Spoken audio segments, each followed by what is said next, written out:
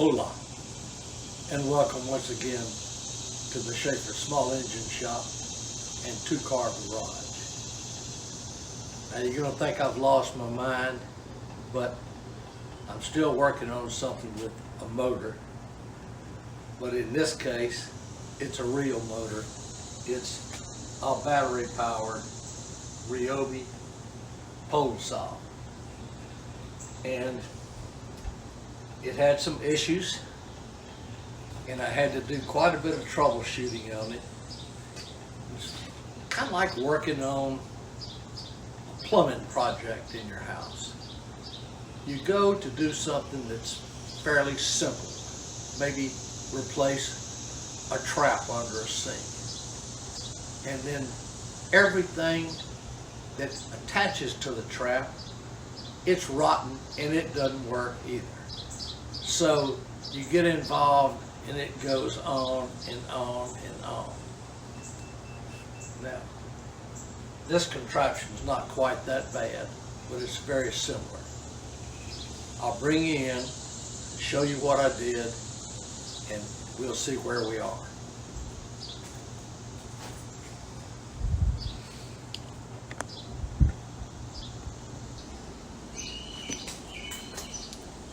What we have here is a saw that didn't work. You hit the trigger and the blade wouldn't turn. Wouldn't turn at all. The battery is fully charged, and I had to figure out what was wrong with it. So the first thing I did was break it down into two pieces, and I took my meter, put it on continuity, checked the meter, it works, and I went down here to the end of this thing where it has two leads that connect and go to the motor. So I'll put my leads, one in there and one in here. Press the trigger.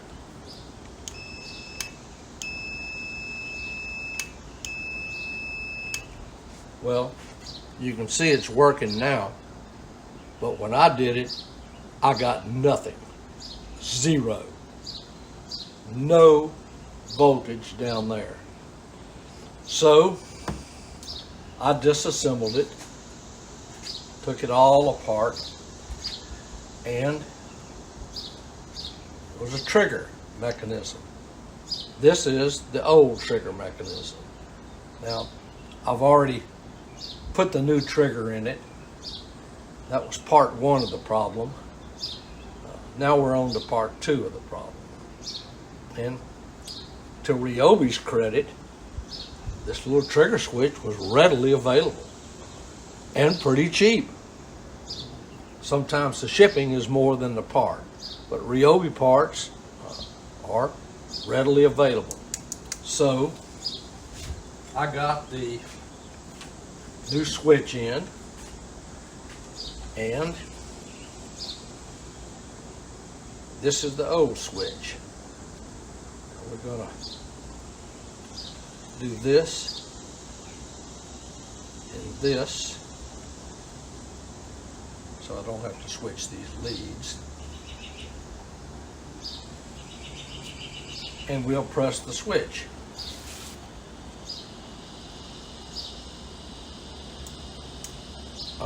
You'll notice open line.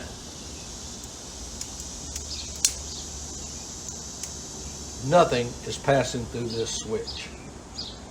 So that's interesting. I'll buy a new switch, put it in, and go down here to the end. Put my leads up again.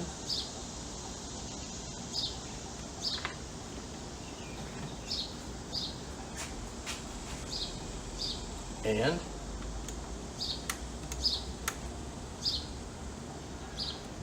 put your leads in where they work.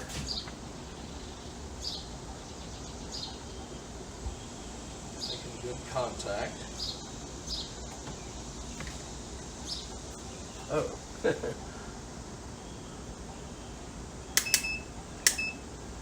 We go on voltage DC.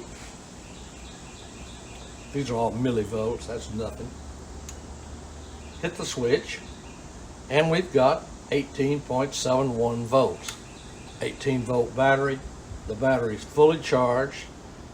The new switch is, in fact, sending 18 volts to this end of this piece of the shaft. So,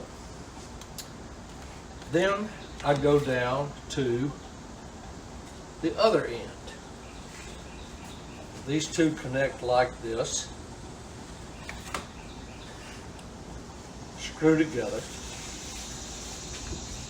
So I've got this connection here. We're gonna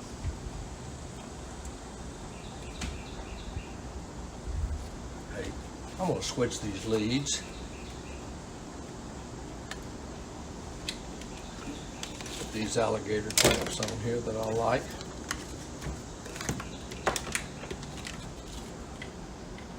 Black to common. Red to voltage. We're on DC voltage there. Actually, we're going to start this off with continuity.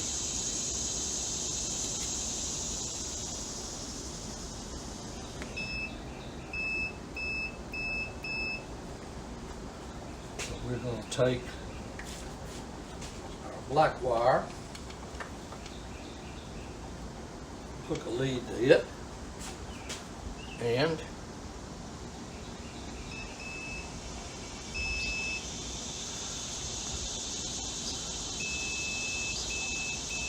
full contact, no problem there. So let's try the red wire. Red wire's supposed to carry the voltage. And we go here to the other side. Uh-oh. Zip. Nada. Zilch. Nothing is going through this red wire. No wonder the motor won't work. What is the issue? Well, I had to do a bunch of tearing apart of this thing. But I'm thinking to myself, how could a wire up inside a fiberglass shaft get broken where there's no connection? So I basically had to tear this thing apart, which was okay because it didn't work. Well, I finally get it apart. Well, looky here. What do we have right in the middle? A fuse.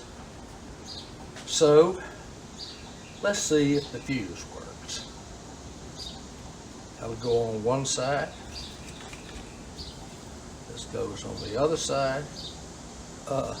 Nada. Neat. No current passing through the fuse. Meter's still working fine. Nothing. So, the way this fuse is wired in and shrink wrapped, heat wrapped, I'm not even thinking about that. So I go on the Ryobi website, and this whole section here is readily available and fairly cheap. So I have ordered the new section, and it has come in today. So we're going to test it, see what we got. Go hook on there, and we'll hook on, see, well, that's the red wire or the black wire. It's the red wire, and as you can hear and see, it's making full contact. So let's hook on the black side, and we'll go down here. Full contact. So, I hope we're there. Let me rearrange a little bit, and I'll turn you back on.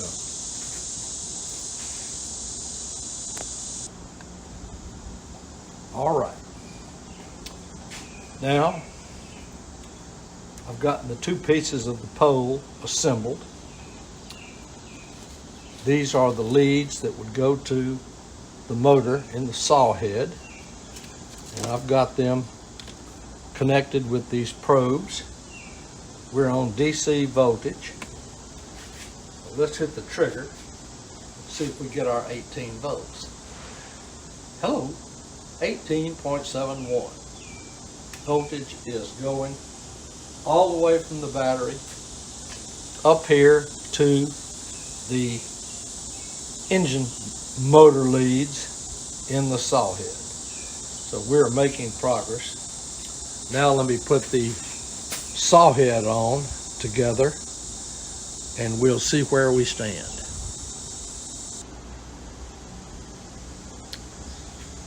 Now here's a little secret. It applies to the saw head and to the handle. When you're disassembling this thing, taking all the screws out of it, and it's got plenty of screws, I'm looking at this thing and thinking, man, if I was putting this thing together, I would certainly have a couple of screws in through this neck where it joins the shaft.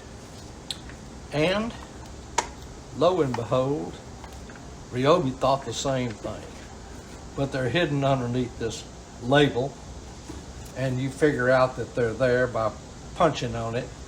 And instead of being rock hard, it gives a little, and that's because it's got two hidden screws underneath there. So this pops apart, and I have disassembled the shaft because it makes it a lot easier to work on. And this shaft goes in here, two holes attached to two bosses that are shown.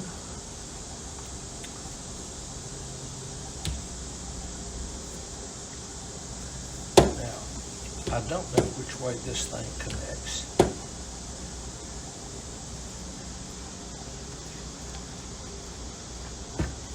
If both of these holes are the same size, I bet they are. And this motor will come out a little bit.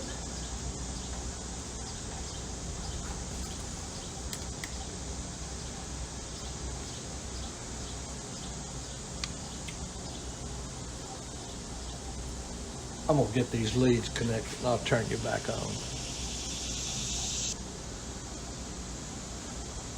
Now, this is a DC motor, and it will turn in any direction that you want it to. So Ryobi did us a solid by marking this lead with red ink. So you know your hot wire goes on this side and your return line goes on the other lead. Let me get that hooked up and I'll turn you back on. We'll see what we got. Here's a little better close-up of the motor, and you can see right there Ryobi is painted red on the lead where the red wire goes. Not bad engineering. Before I button this saw head back together, I'll show you a little bit about how this thing works. Now, I'm re-greasing all the gears on it with my antique STP Polyplus grease, which is terrific grease, which I'm pretty sure is long gone. But let me show you how this oiler works here. Here's your little oil tank. This wheel here, which is attached to the shaft, it looks round, but it's not. It's egg-shaped. And when the tip of the egg comes by here, it punches in this little pump here, and that's how your bar gets oiled. This spinning and the little egg punching that plunger in on the pump. Pretty clever idea. I like it. We're progressing nicely here. We've got the plastic all back together. This is a chain sprocket, and it all fits on this shaft. It's got one flat side on it so it can drive. And this is the part where you need to have a pretty good set, a small set of snap ring pliers to put this little snap ring on here that secures the sprocket to the shaft. I had to go look at the diagram to see whether this thing goes, the sprocket goes on like that, which would kind of make it a rim sprocket, but apparently it goes on like this, and this right here must hold it in place, hold the chain in place. So let me get this snap ring on, assemble this thing, and we'll see if it works. All right, the beast is reassembled. We've got her sitting up here on the bench so we can see what we're doing without sticking the blade up in the fan, if it works. The ceiling fan, that is. Let's see what we got.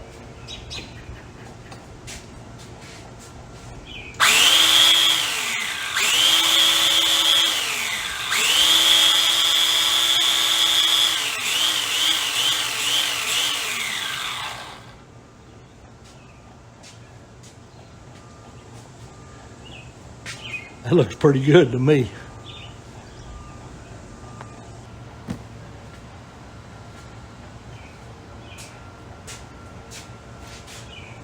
This concludes my experience with the Ryobi 18-volt, 8-inch battery-powered chainsaw, which is ready to go. Hope you enjoyed the video, and I hope it helps somebody that's got the same saw, same issues with it. Thanks for watching.